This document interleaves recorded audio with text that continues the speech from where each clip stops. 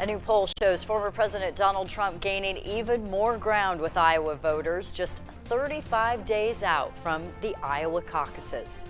Since Governor Kim Reynolds' endorsement of Ron DeSantis on November 6th, we've been waiting to see what impact it might have. I'm Aaron Kiernan. I'm Elias Johnson. Now we're starting to see whether it did or didn't have much fruit to bear as we join up with WHO 13 Zach Fisher to go over these latest numbers and where they sit at such a crucial stage in campaigning here in our state. Yeah, Elias and Aaron, so we have an idea of the impact of that endorsement, and the outcome is not what either DeSantis or Reynolds wanted or maybe expected. You can see the latest figures here. The red, it's going to be the most recent poll in December. The yellow, the poll in last October. Trump gaining 8% in just around a month and a half time.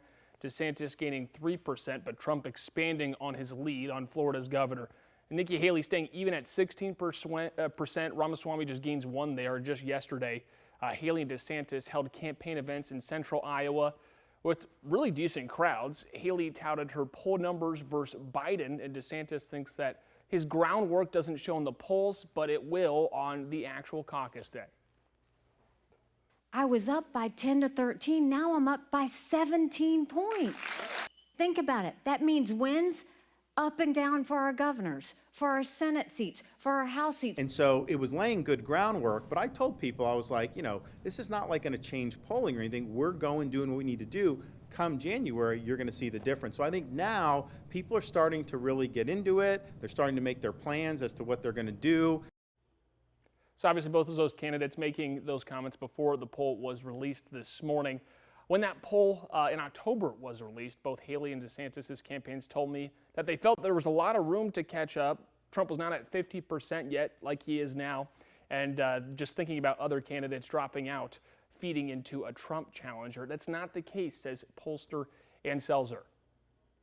For that there were theories of the case of how Iowa could be a challenge to the former president, but they didn't pan out. So the thought was you get some candidates to drop out. Those are non-Trump candidates. They'll go to other non-Trump candidates. Well, the only candidate who to really grow substantially was Donald Trump, up 8 percentage points from the October poll.